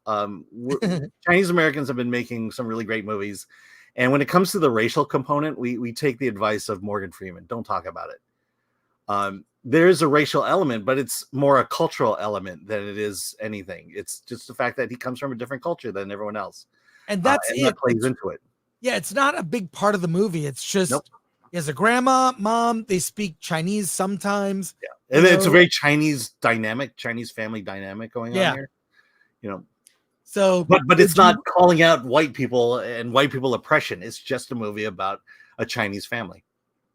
Yeah, I want to see. Look, I saw this movie before you. I remember telling you have to see it. It's just so sweet. At the end of the day, it's sweet. And you're right. The John Hughes analogy is very good. So I want to see. I can't wait to see what else this filmmaker does. Yeah. Yeah. I'm very excited to see where he goes next, because this movie is obviously very personal and just hit the mark on every level. One of my favorites of the year. Alan, obviously you recommend it. Yeah, absolutely. Yeah, go see this film. Let's go to comments here. All right. SP of the North for 499. If those toxic memes and dude bros. F those toxic memes and dude bros. Anyway, men. I can't read right now. Let's see. Anyway, get me another soy latte flavored light beer. Nongmar, Alan the movie. It is. It's Alan the movie. Crispy, Alan's life story. Let's just say Dìdi had more Asian friends than I did. Oliver Lovery for trigger warning. This film will make Alan think. Look, it's not what movies are supposed to be about. Good movies make you think. SDW40. This movie isn't woke, it's walk. Oh my, okay. I love that Comment quote. Yeah, it's not woke at all. Like, you think it could go in that direction, it never does. This movie is for everyone. And this is what I would like to see culturally, because I've seen foreign films all my life, Asian cinema, Spanish films. I grew up watching indie movies and foreign movies. I was fortunate in Detroit. I went to the DIA many times, would see films, and like I was exposed to a lot of different cinema from around the world, French cinema. And so I just like getting glimpses into how it is in other parts of the world to live and grow up. And basically showing an authentic experience. So Dìdi does a great job of that. Let's talk about a movie what was a movie you saw that I didn't? We could talk about let me get it here. Whoops. I'll find it. Death Bitch. Ooh. Alan, tell me about, I love the title. Tell me about Death Bitch. Death Bitch. Well, okay, so full disclosure, just finished watching this morning. I'm reviewing it later today. But Death Bitch is the story of Alexis Walker, also known as Death Bitch. She lost her mother and brother through a brutal home invasion crime caused by this evil cartel leader, Dante, and his crew. Meanwhile, There is a serial killer out on the loose known as the South Bay Slasher, who's going around slashing prostitutes and women all throughout the city. The police are on the alert. We have 2 pairs of detectives. One are kind of your good old boys who are going after the South Bay Slasher. The other is a detective and a new detective who's brought on because she is a little more street smart than everyone else. And they are the ones going after the death bitch. And so basically it's the story of the death bitch, Alexis, because she lost her brother and mother. She has become full vigilante, and she is taking out Dante and his crew one by one, and doing it in very brutal ways. She'll either just shoot them a few times or kidnap them and then shoot them. This is let's just say this. This is an ultra low budget movie. It is very micro budget. This is an example of a movie where you get your friends together, you grab your cell phones and you say, "Hey, let's make a movie." And then you sit around saying, "What should we call the movie?" And someone says, "Let's call the movie Death Bitch." Oh, that's awesome. Hey, you over there, you're hot. You're Death Bitch. And you're kind of hot. You're the prostitute, Candy, who sees everything. And then you just get your friends together and you make this movie. This is so micro budget. This is just one of those movies that is, it's so bad, it could be good. And I by the way, a full confession, I like those kind of movies, but the caveat, it's so bad it's good. Like there are films like that, guilty pleasure, trauma movies are guilty pleasures for me. But I genuinely like them. Full Moon movies, a lot of those are like that. I like a good bad movie. So is it English or is it English? It is English. Okay. There's Where's it shot? There's 2 blondes in the back. It looked like for a second it was shot in San Pedro, but I believe it's shot in Florida somewhere. Because there's a port in the background, and it's like, oh, that almost looks like San Pedro. And then I look around, it's like, no, there's nowhere in San Pedro that looks like these locations. Right. The acting, it's kind of like, look, we'll have an outline, and you guys, just make up your lines, as long as you get these things out. And so it is kind of fun. The action is gruesome, a lot of blood. There's a part where someone gets shot, and I won't even talk about that. No, okay. I know there's certain things I can't reveal, sure.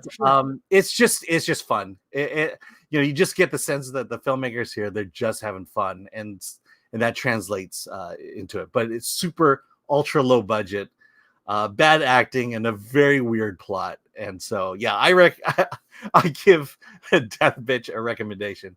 Mostly to support indie filmmakers, and this is just weird enough to just have a gander. Well, I mean, you had me at Death Bitch. Yep. So sometimes that's all you need is a good title. Let's go to your comments here. Suns and Shadows, is this a loose sequel to Bitch Slap? Apparently you can't say that. Okay. Nangmar, Temu action flick. Yeah, that's something. Someone should do that. Make an entire movie purchased off of Temu with equipment and props to purchase off Temu. You could. I know. Observer, Death Bitch better have a hub parody instead. Guarantee. Killick 69. Any nudity in it? Give us the good parts. No, there's no nudity. That's a tough thing about doing a movie with your friends. So which one of you want to get naked? Who wants to go topless in this movie?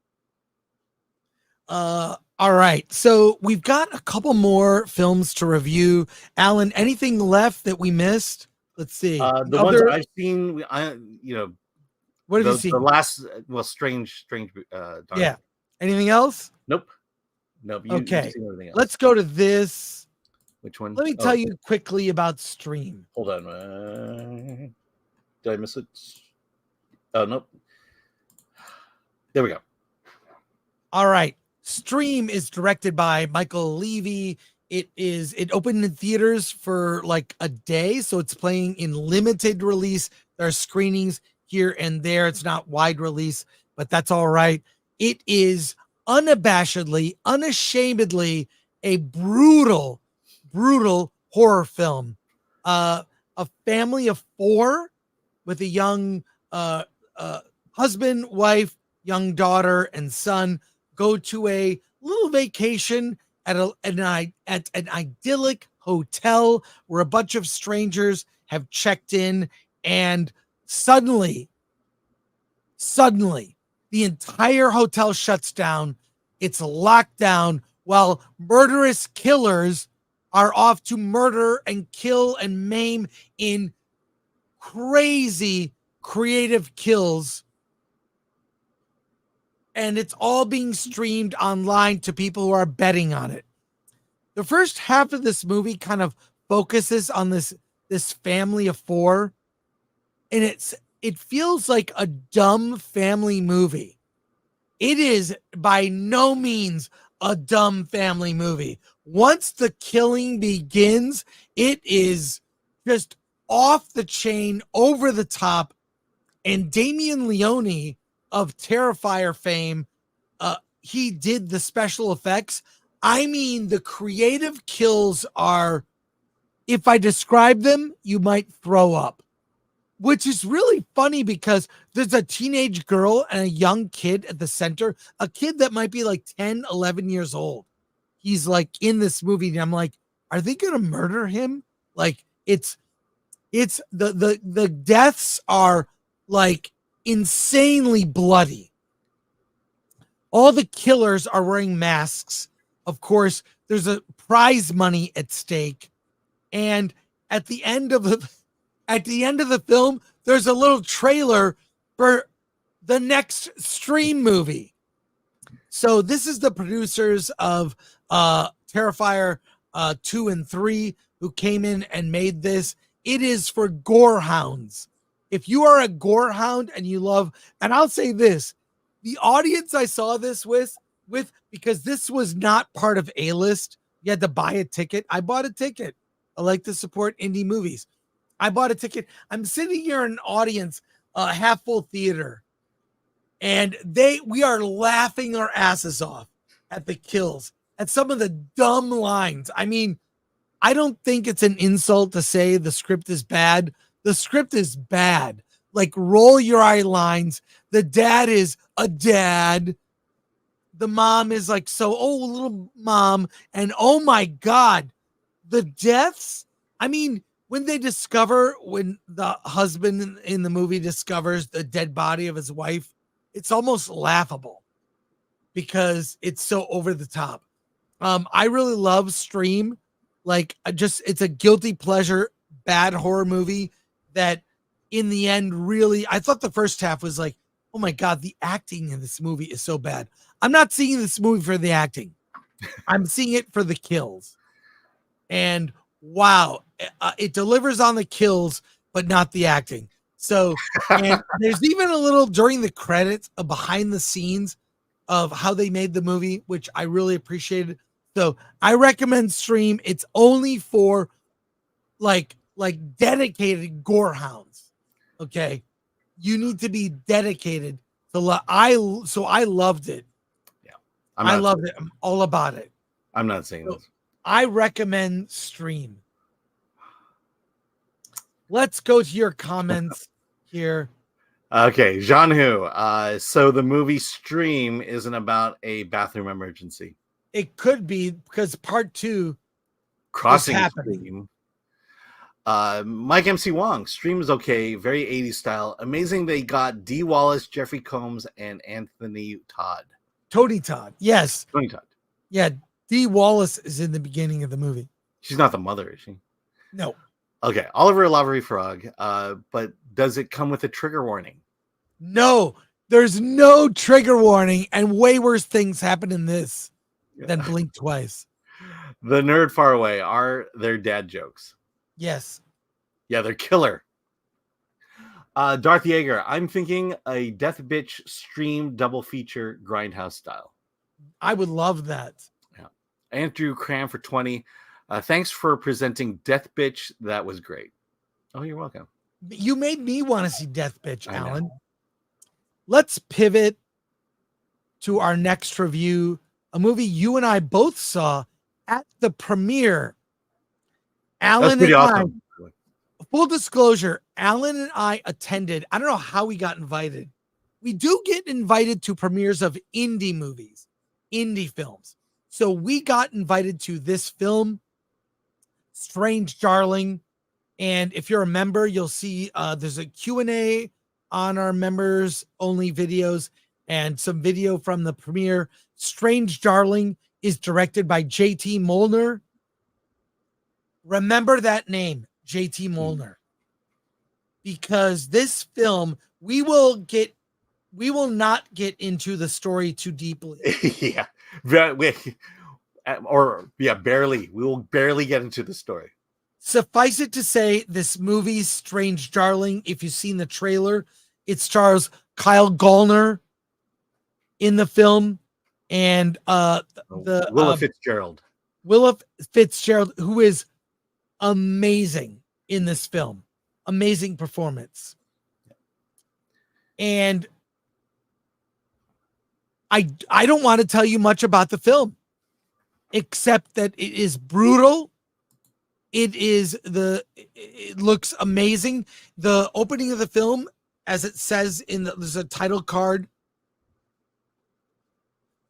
where it is shot in 35 millimeter. And you'll see who shot that, by the way? And who shot that? And who shot the movie? Giovanni Ribisi.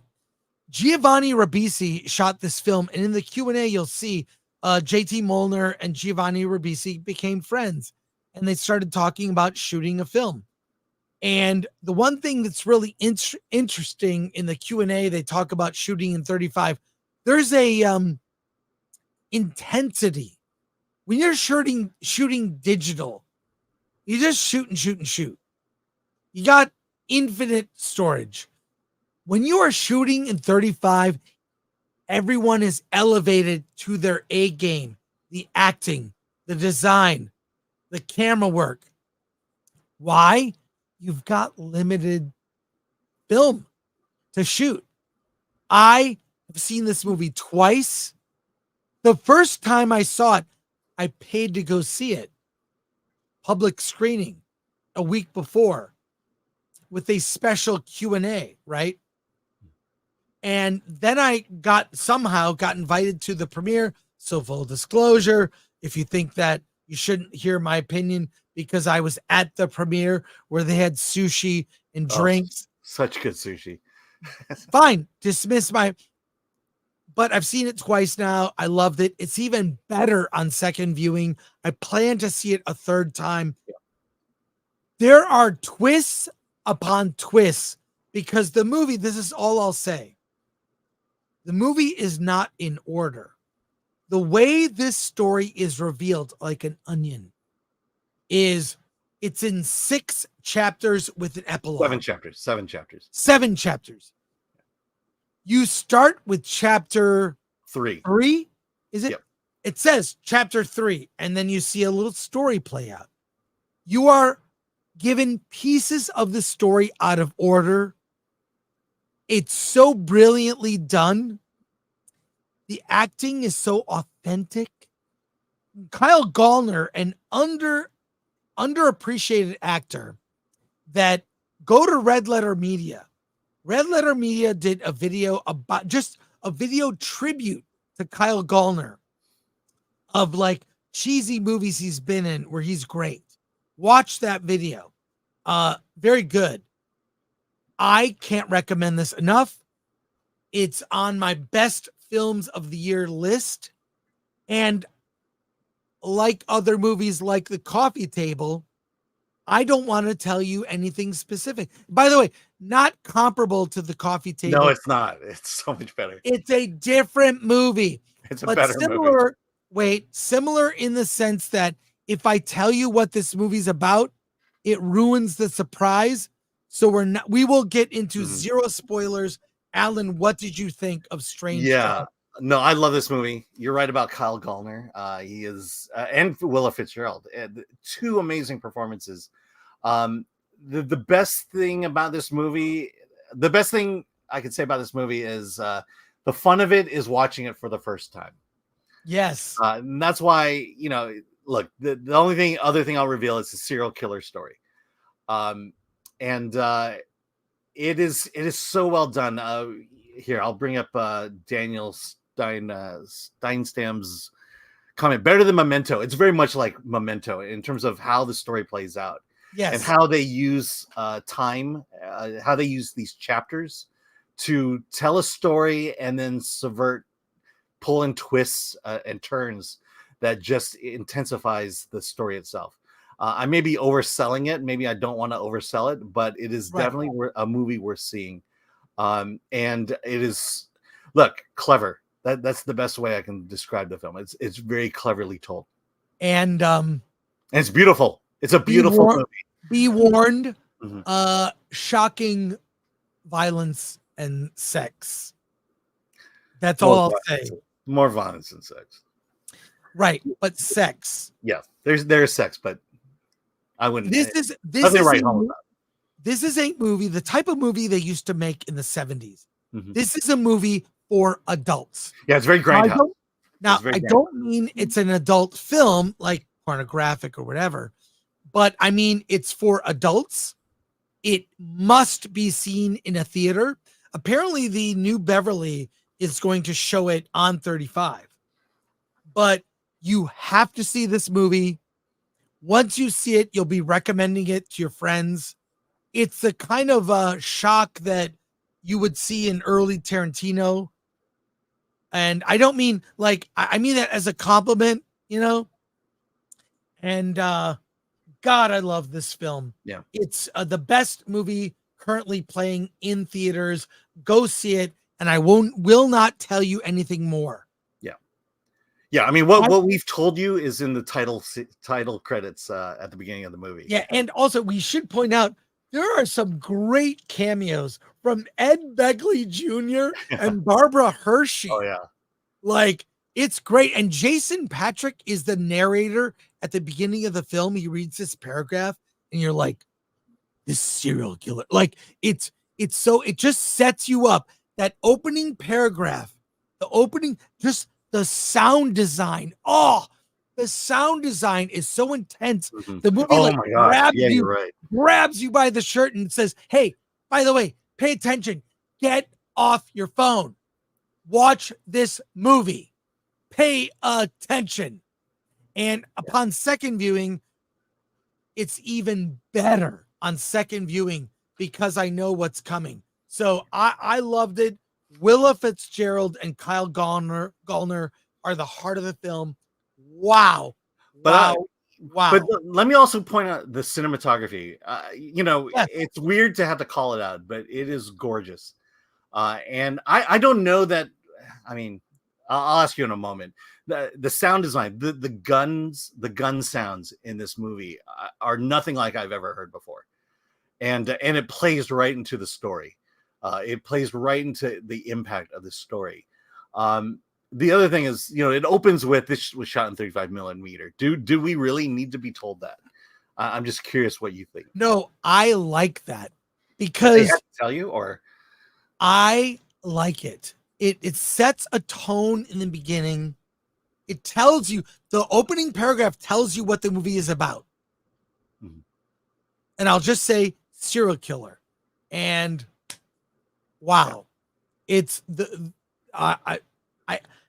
I'm kind of speechless. I can't believe this wasn't an AMC. They did a special screening. They advertised special screening and Q&A.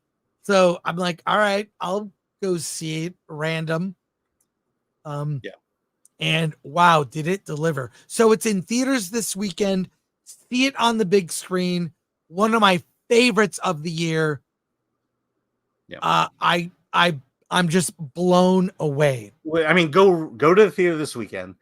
Don't look anything up. Don't watch a trailer. Yes, please. Don't read anything. Just go and enjoy this movie with zero knowledge as you can. Everything we told you is in the title credits.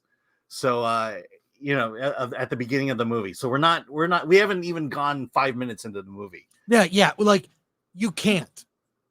And there is a trailer. I will say this. The trailer does a very good job of telling you nothing. Nothing. So that's a good thing. That's a good thing. So let's go to your comments here. All right. Andrew Cram gifted membership. Gifted 1 membership. Hey, thank you for that. And whoever got that, join us. Welcome aboard. Yeah, and look up the exclusive reviews. I'm about to upload some new stuff right after the stream. So check the members only videos.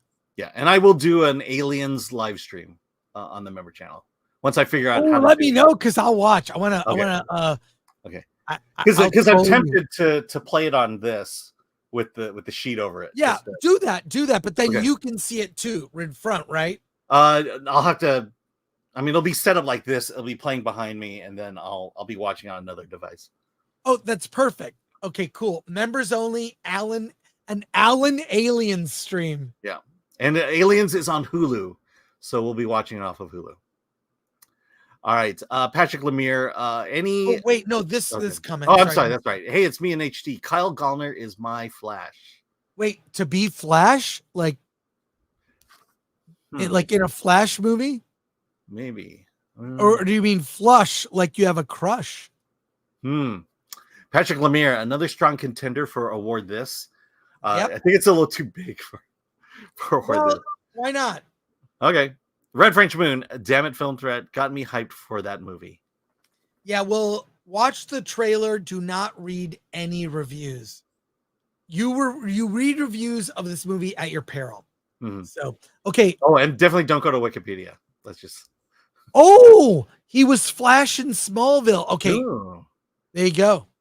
I only watched like the first season of that show, and then I regrettably watched others, and I was not a fan of Smallville. But what are you doing here? I look so big. Wait, Alan, we can do the forehead bump. Okay. Oh, here we go. Alan. Godspeed to you. Alan, you are my density. You're my density. What are we doing? Why are we doing this? Can you line it up? I think I can. Hold on. Okay, there we go. Are we lined up? Yeah, we are. Alan, you are. Density. You're not going to say anything? Yeah, I wish I was the one dying.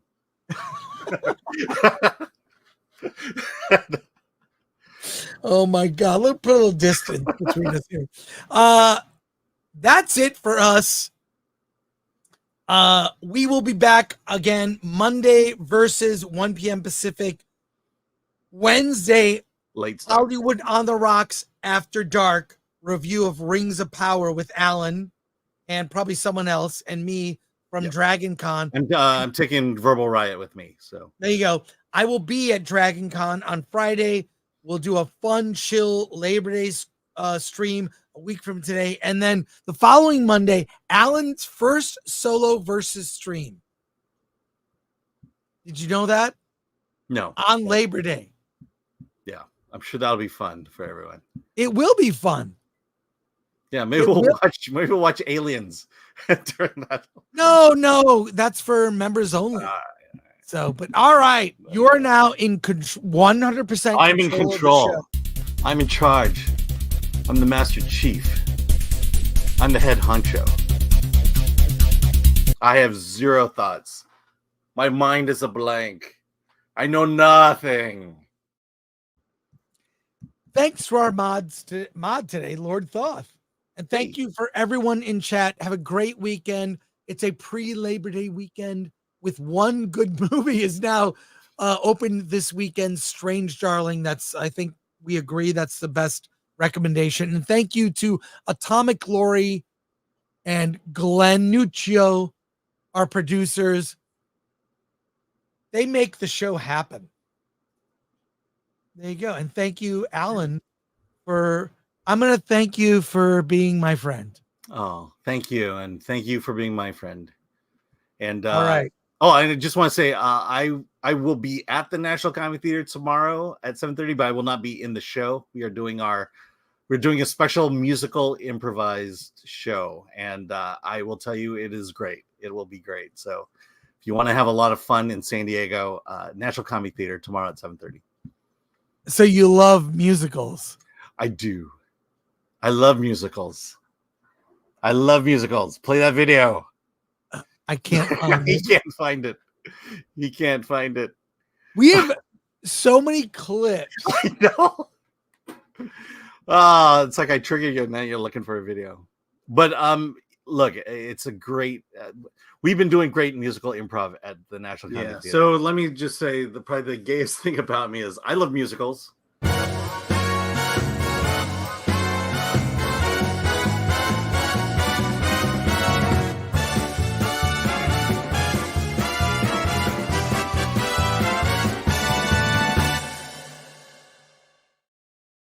You know what? That was gay, but it's not nearly as gay as season 2 of The Acolyte coming to Film Threat Plus. The gayest Star Wars ever. It will be the gay. Like, I don't. That's my main problem with season 1. It didn't go full gay. We're going full gay for season 2. So we'll have updates on season 2 of The Acolyte. It's happening. Have a great weekend. I will be at the premiere of City of Dreams tonight at the Egyptian. Yeah, I'm going. It'll be fun. And then I'm probably seeing more movies tonight. I'll be at Art Battle on Saturday night. That should be fun. Alan? Let's get out of here.